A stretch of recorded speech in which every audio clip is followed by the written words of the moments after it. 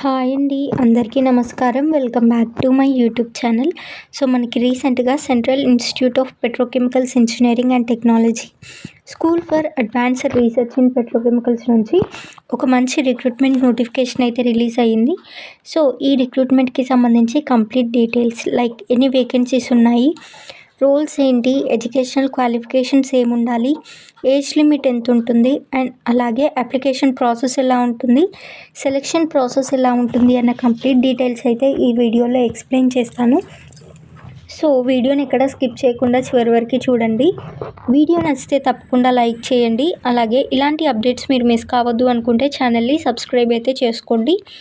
So, first మనం post details కనుక చూసుకున్నట్లయితే ప్రాజెక్ట్ అసోసియేట్ 2 వేకెన్సీస్ అయితే ఉన్నాయి.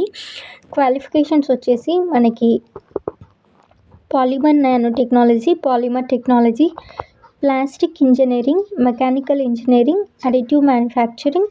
సో, ఇలాంటి ప్రొఫెషనల్ కోర్సెస్లో ఎంఈ కానీ, ఎంటెక్ కానీ, ఎంఎస్సి లేదంటే ఏదైనా ఈక్వలెంట్ క్వాలిఫికేషన్ ఉన్న క్యాండిడేట్స్ అప్లై అయితే చేసుకోవచ్చు. బట్ నెట్ కానీ, గేట్ కానీ క్వాలిఫై అయిన క్యాండిడేట్స్కి ఎక్కువ ప్రిఫరెన్స్ అయితే ఇవ్వడం జరుగుతుంది. సో, ఇది మనకి ప్రాజెక్ట్ అసోసియేట్ 1కి సంబంధించి ఎడ్యుకేషనల్ క్వాలిఫికేషన్స్ అండి. నెక్స్ట్ వచ్చేసి ప్రాజెక్ట్ అసిస్టెంట్ 1 వేకెన్సీ ఉంది. ఎడ్యుకేషనల్ క్వాలిఫికేషన్స్ కనుక చూసుకున్నట్లయితే మనకి గ్రాడ్యుయేషన్ ఏదైనా డిసిప్లిన్లో రికగ్నైజ్డ్ యూనివర్సిటీ నుండి ఫుల్ టైం ఫస్ట్ క్లాస్లో పాస్ అయిన క్యాండిడేట్స్ అయితే అప్లై చేసుకోవచ్చు. లేదంటే ఇంజనీరింగ్ అండ్ టెక్నాలజీలో 3 ఇయర్స్ డిప్లొమా కంప్లీట్ చేసిన వాళ్ళు కూడా అప్లై అయితే చేసుకోవచ్చు. అండ్ ఖచ్చితంగా ఈ పోస్ట్కి మనకి రిపీటెడ్ రీసెర్చ్ ల్యాబొరేటరీస్లో అనలిటికల్ ఎక్విప్మెంట్ హ్యాండిల్ చేసే ఎక్స్పీరియన్స్ కూడా ఉండాలి అనేసి మెన్షన్ అయితే చేశారు. నెక్స్ట్ వచ్చేసి సైంటిఫిక్ అసిస్టెంట్ 1 వేకెన్సీ ఉంది.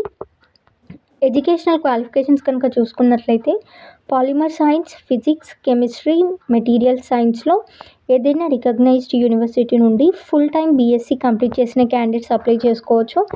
లేదంటే మనకి mechanical, nano technology, material science and engineering, applied science departments నుంచి బీఈ ఆర్ బీటెక్ కంప్లీట్ చేసిన క్యాండిడేట్స్ కూడా అప్లై చేసుకోవచ్చు.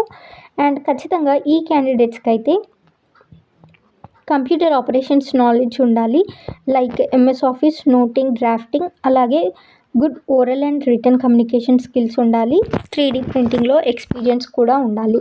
సో, ఇలాంటి క్వాలిఫికేషన్స్ ఉండి ఇంట్రెస్ట్ ఉన్న క్యాండిడేట్స్ అయితే తప్పకుండా అప్లై చేసుకోవడానికి ట్రై చేయండి.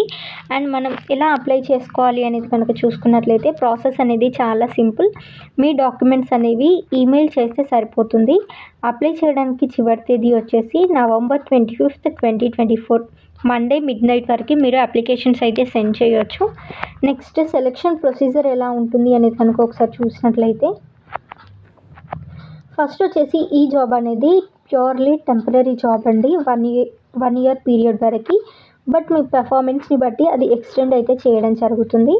నెక్స్ట్ సెకండ్ కండిషన్ వచ్చేసి మీరు ఈ జాబ్లో జాయిన్ అయిన తర్వాత వేరే ఏ కోర్సెస్లో పార్ట్ టైం కానీ ఫుల్ టైం కానీ జాయిన్ అవ్వడానికి వీల్లేదు అనేసి మెన్షన్ చేశారు. నెక్స్ట్ ఏజ్ లిమిట్ వచ్చేసి ప్రాజెక్ట్ అసోసియేట్ 1కి 35 ఇయర్స్ లోపు ఉన్న వాళ్ళు అప్లై చేసుకోవచ్చు. ప్రాజెక్ట్ అసిస్టెంట్ 30 ఇయర్స్ లోపు ఉన్న వాళ్ళు, సైంటిఫిక్ అసిస్టెంట్ 30 ఇయర్స్ లోపు ఉన్న వాళ్ళు అప్లై చేసుకోవచ్చు. నెక్స్ట్ మనకి ఏజ్ రిలాక్సేషన్ అనేది అకార్డింగ్ టు రూల్స్ అయితే ఇవ్వడం జరుగుతుంది. అండ్ ఆల్రెడీ చెప్పాను కదా, అప్లికేషన్స్ అనేవి మనం ఈమెయిల్ చేయాల్సి ఉంటుంది. అండ్ అప్లికేషన్ సబ్మిట్ చేయడానికి చివరి తేదీ వచ్చేసి నవంబర్ 25, 2024.